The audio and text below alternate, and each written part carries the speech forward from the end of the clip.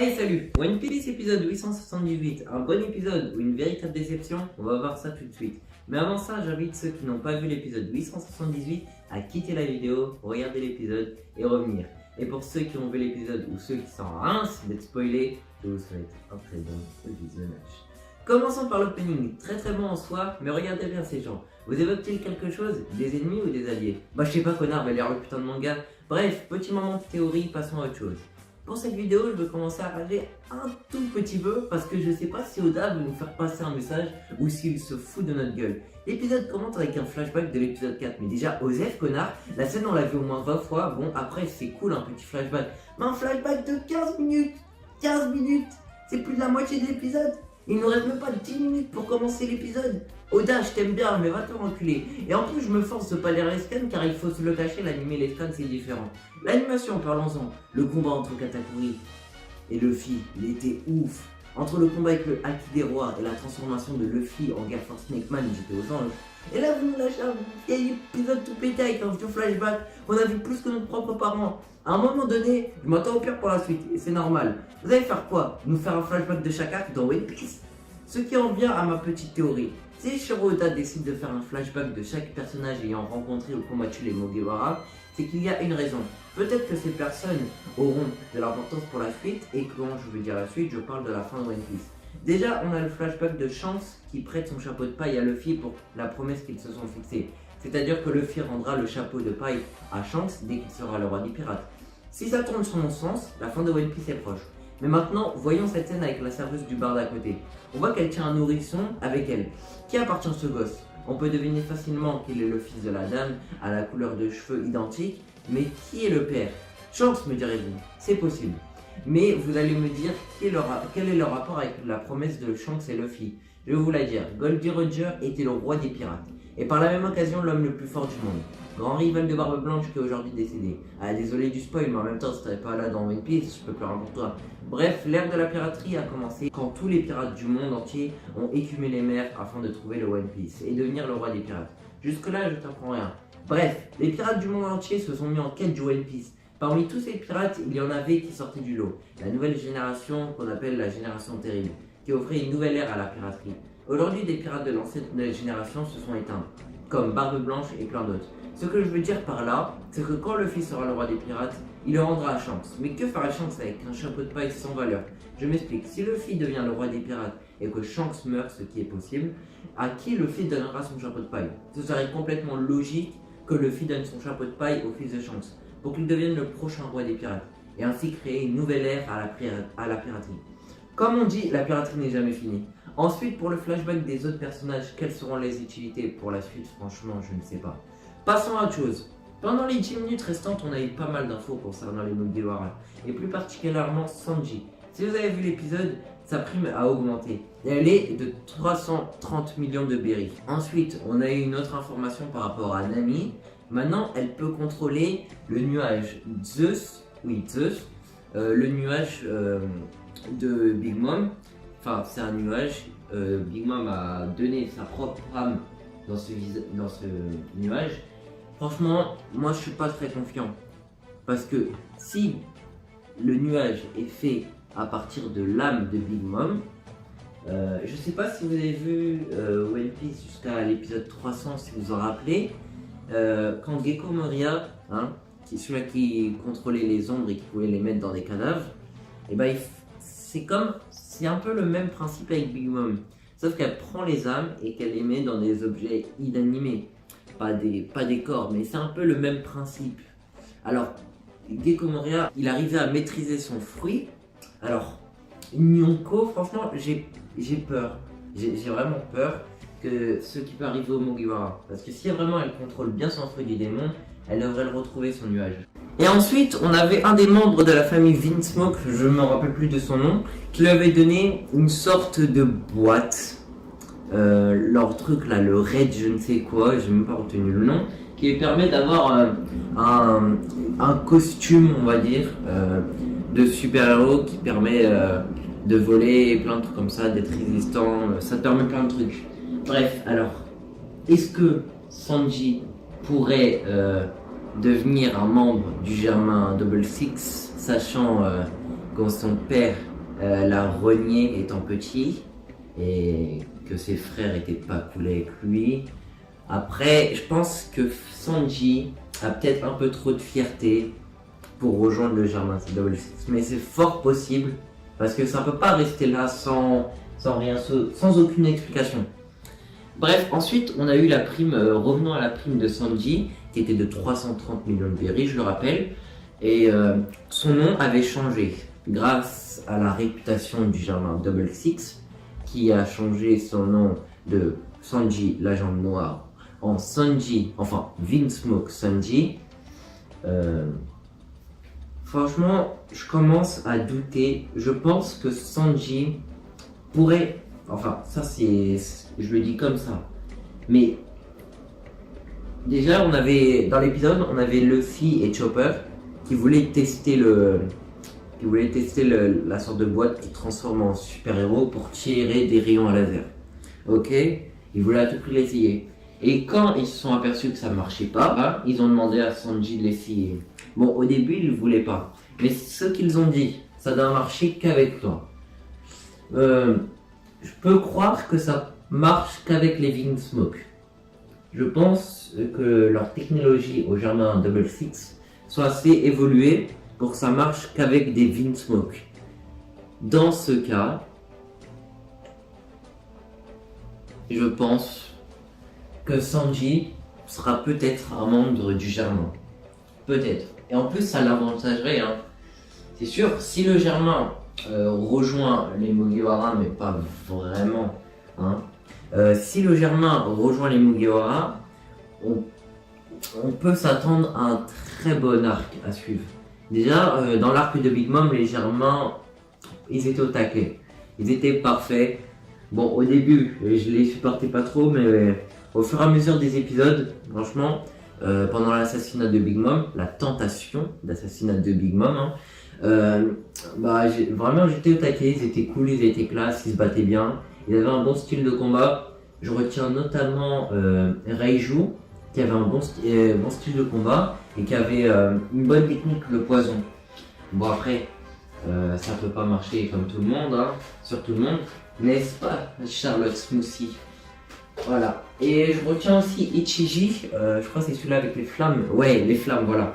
Et qui avait un bon style de combat. Et les flammes, ça me fait rappeler un certain personnage que je vous citerai pas le nom, ça commence par A. Bref, cet épisode, il était... Franchement, il y a juste le flashback qui gâche tout. Il y a juste le flashback, sinon l'épisode, il serait vide. Mais on a pas mal de grosses infos et je sais, vous l'attendez tous. On a la certaine info que Monkey D, Luffy, comme on l'appelle, on le surnomme Luffy Mugiwara, est devenu officiellement un Yonko. Pour ceux qui suivent la version française ou le manga, ça veut dire un empereur. Il y avait déjà 4 grands empereurs. Barbe Noire, Barbe Blanche, décédé maintenant. Du coup Shanks le roux, il y avait Big Mom et maintenant il y a Kaido.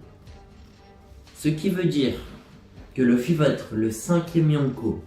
Ça c'est ouf, c'est bien, mais voilà quoi. Enfin, je vois pas en quoi ça pourrait l'aider, à part pour la réputation, ouais. Mais voilà quoi, enfin... Est-ce qu'ils seront respectés par tout le monde? Non. La marine voudrait plus se mettre à leur trousse. Ils savent maintenant qu'ils sont dangereux. Encore, ce serait des Shichibukai ou la version française des grands corsaires. Ok, parce qu'ils pourraient... mener leur petite vie de pirate afin de trouver le One Piece tout en n'étant pas dérangé par la marine et pouvant commettre des crimes ou des vols. Ça ok, style hyper cheaté, ça ok. Mais là, je sais pas moi, un empereur, genre on peut être craint par quelqu'un peut-être, mais en fait je sais pas trop à quoi ça sert. Après peut-être que moi je vois pas le truc qui si ouf que ça, et dans ce cas, je suis un grand connard, faut pas hésiter à me le dire en commentaire. Vous voyez, je suis vraiment fils de pute parce que là, je suis en train de gratter des commentaires et je suis en train de voler votre temps. Non, je rigole.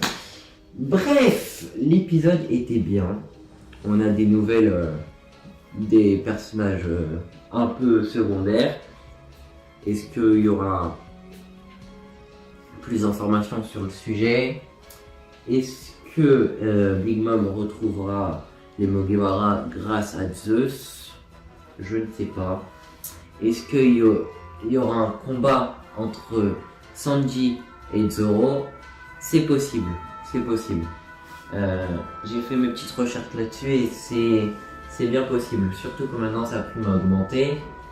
Du coup, Zoro sera un petit peu jaloux, mais il va vite s'apercevoir que c'est grâce à la réputation des Beansmoke, qu'il y aura des moqueries. Ils sont trop fiers pour pas se battre. C'est sûr, ils vont se battre. Moi, je vous dis, ils vont se battre. Ensuite, le prochain arc, j'espère vraiment qu'ils vont pas nous faire que des flashbacks pendant toute la longueur. J'ai vu le teaser du prochain épisode qui sort dimanche là. Et vraiment, bon, ok, Kobe c'est un bon personnage. Il était là depuis le début, ça fait toujours plaisir de le voir avec ses cheveux roses et tout. Mais autant Osef, je m'en bats totalement la race de lui en fait. Genre, je sais pas. Genre, tous ces personnages, vous allez me dire, le seul personnage secondaire que j'appréciais, c'était Mr. Tube Bonclay. Ça, c'est le seul. Mais le reste, comment je m'en fous? Vivi, m'en fous. Voilà, les autres, m'en fous.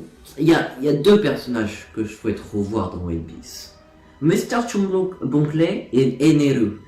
Et après, je m'en fous. Je m'en fous tellement. Peut-être Sabo. Sabo, ça ferait plaisir de le revoir. Trafalgar Law aussi. Ouais, ça ferait plaisir. Et sinon, je m'en fous en fait. Mais je sais pas pourquoi Oda il fait ça. Genre, autant il peut faire des très bons chapitres. Marineford, c'était ouf. Dressrosa, pareil. Il Céleste, ça pouvait aller. Des fois, il peut faire bien, mais après, soit il fait des arcs totalement pétés. Hein, je veux pas dire, mais l'arc des îles des hommes poissons, il était pas ouf. Bon, après, c'était pour. Fallait se calmer sur l'enjeu. Il venait des 2 ans après. Il fallait. Voilà, c'était obligé. Cet arc-là, il était obligé. Et par exemple. L'arc que je me suis un peu ennuyé, c'était Alabasta. Il était bien, il y avait Mr. Tube Bonclay, du coup il était bien, mais vraiment, des fois Oda il peut faire bien, mais des fois il fait de la merde. Des fois il nous fait des hors-série, mais osef as fuck, tellement je m'en fous. Il y a une fois il a fait un hors-série, je m'en foutais tellement, je l'ai pas regardé. J'ai direct passé. Bon, encore, il y avait des spéciales Noël, des spéciales Nouvel An, ça c'était super, sur le thème du Japon et des ninjas. Autant il y avait des trucs, mais tellement je m'en fous. Il y avait un truc qui était sympa, c'est qu'à chaque fin d'épisode, on avait un sorte de mini-épisode de Chopperman. Ça c'était sympa, ça c'était cool. Comment dire? On n'a pas d'informations par rapport à Don Quijote de Flamingo. On ne sait pas s'il va être libéré, ça on va voir bien sûr les autres épisodes. Moi ce que je vous dis, ce que j'attends le plus vraiment, c'est une autre rencontre avec la marine. Ça je l'attends. Normalement ça doit arriver. Le duel face à Barbe Noire, ça je l'attends mais tellement. Le duel face à Barbe Noire, je l'attends.